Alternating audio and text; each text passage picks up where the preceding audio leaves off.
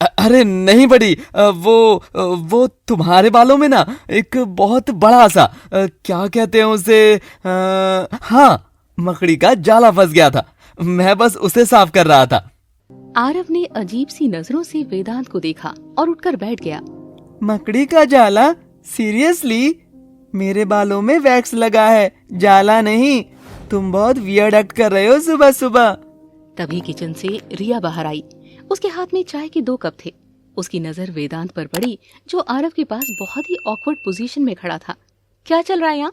विवान, तुम मेरे बेटे के इतने करीब क्या कर रहे हो? वेदांत ने तुरंत एक नर्वस सी स्माइल दी।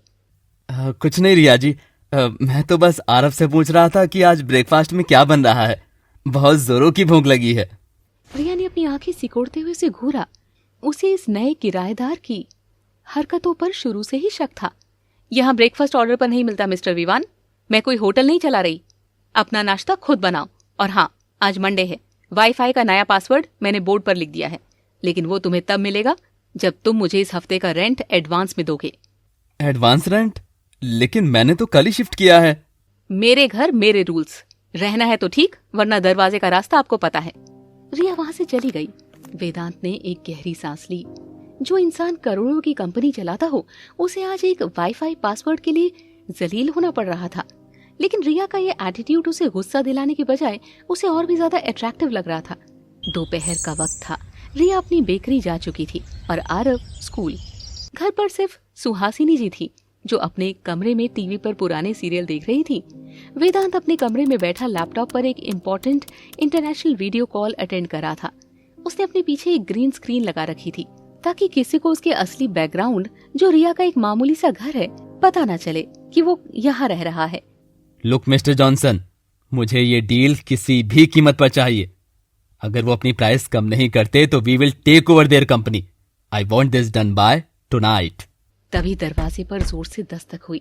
सुहासिनी जी बाहर से चिल्लाते हुए बोली, अरे ओ विवान, मोटर चला दे जरा, पानी खत्म हो गया है। वेदांत ने हड़बड़ाकर अपना माइक म्यूट किया। जी जी जी आंटी जी, अभी चलाता हूँ। वेदांत ने जॉनसन से कहा। एक्सक्यूज मी जेंटलमैन, मेरे क्लाइंट का एक अर्जेंट कॉल है। मैं 5 मिनट में ज्वाइन करता हूँ। वेदांत ने लैपटॉप बंद किया और नीचे भागा। ये डबल लाइफ उसके लिए किसी थ्रिलर मूवी से कम नहीं थी। नीचे आकर उसने देखा कि उसका पीए अमित दरवाजे पर खड़ा है। उसके हाथ में एक पुराना सा दिखने वाला पोर्टेबल एसी था। सर, ये रहा आपका सेकंड हैंड एसी। बाहर से एकदम कबाड़ दिखता है, लेकिन अंदर से लेटेस्ट टेक्नोलॉजी है सर। आपको जरा भी गर्मी नहीं लगेगी। और सर, आपके कपड़े, ये आपने क्या पहना है?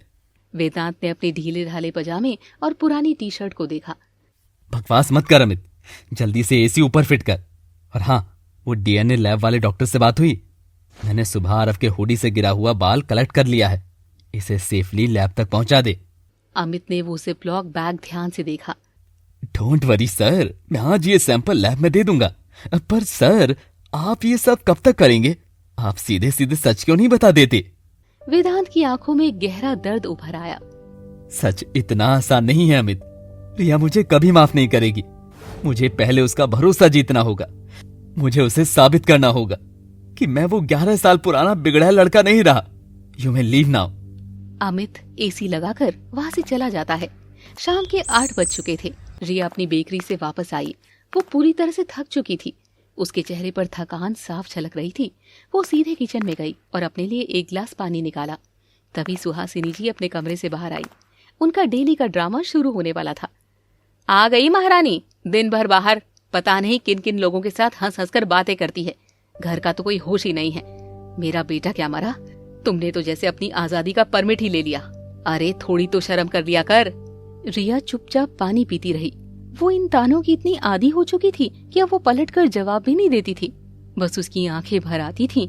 वेदांत, जो सीढ़ियों से नीचे ही आ रहा था, उसने ये सब सुन लिया। उसे सुहासिनी जी पर बहुत गुस्सा आया। वो रिया को इस तरह जलील होते हुए नहीं देख सकता था।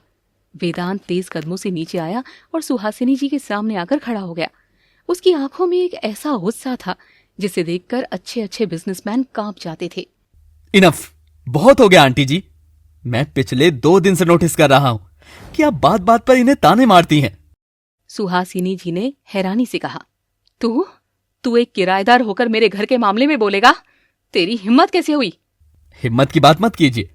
आप जिस घर में सुकून से बैठकर टीवी देखती है ना, वो इसी लड़की की वजह से है।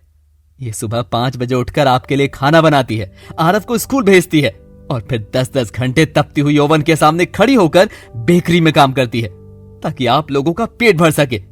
और आप उन्हें अप्रिशिएट करने के बजाय अपनी टॉक्सिक बातें सुना रही है। This is sick.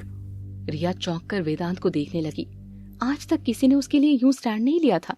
रोहित ने भी कभी अपनी माँ के खिलाफ जाकर रिया का साथ नहीं दिया था, और ये अजनबी जो कल ही इस घर में आया है वो उसके लिए लड़ रहा था। सुहासिनी जी का मुंह खुला का खुला रह गया। वो गुस्से में पैर पटकते हुए अपने कमरे में चली गई। वेदांत ने लंबी सांस ली और अपना गुस्सा कंट्रोल किया। वो रिया की तरफ पलटा। तुम ठीक हो? रिया की आंखों से एक आंसू छलक कर उसकी गाल पर आ गिरा।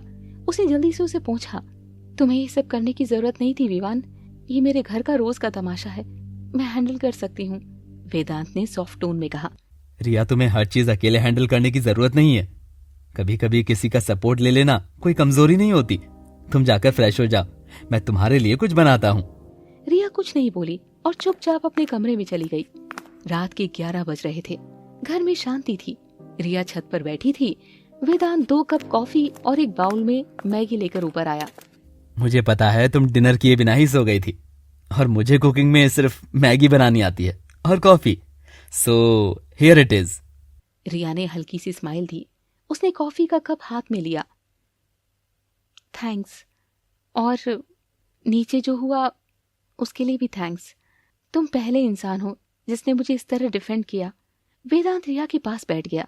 दोनों के बीच कुछ देर की खामोशी रही। दोनों खामोशी से आसमान में चांद को देख रहे थे। ठंडी ठंडी हवाएं चल रही थी। रिया के बाल हवा में उड़ रहे थे। तुम इतना सब कैसे बर्दाश्त कर लेती हो रिया?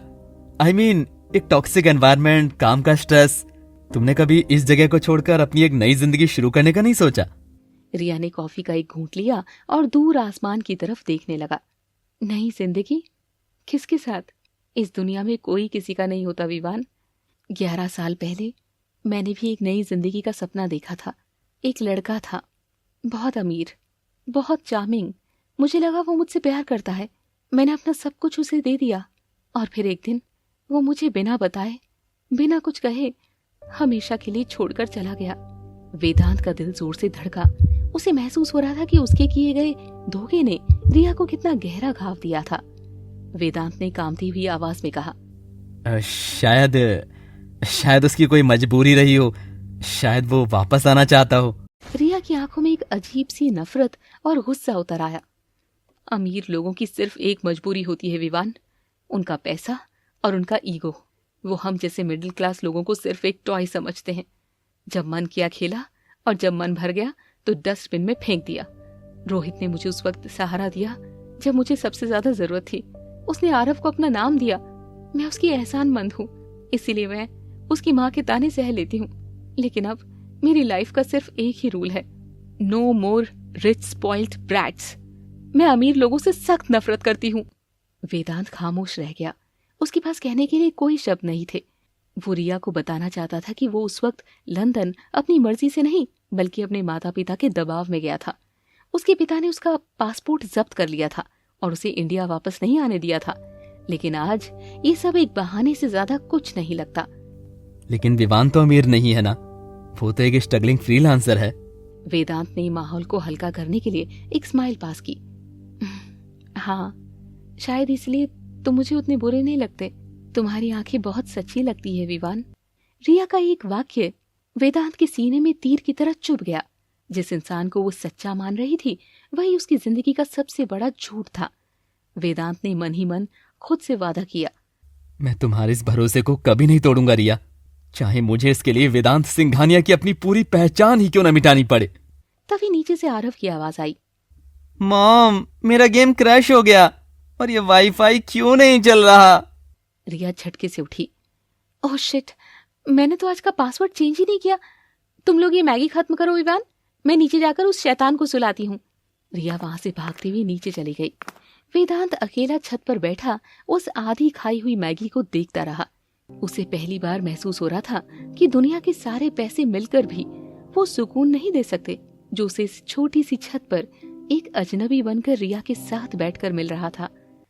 आपको ये कहानी कैसी लग रही है कमेंट में जरूर बताएं। मैं राइटर नाज आपके कमेंट का इंतजार करूंगी। Thanks for watching.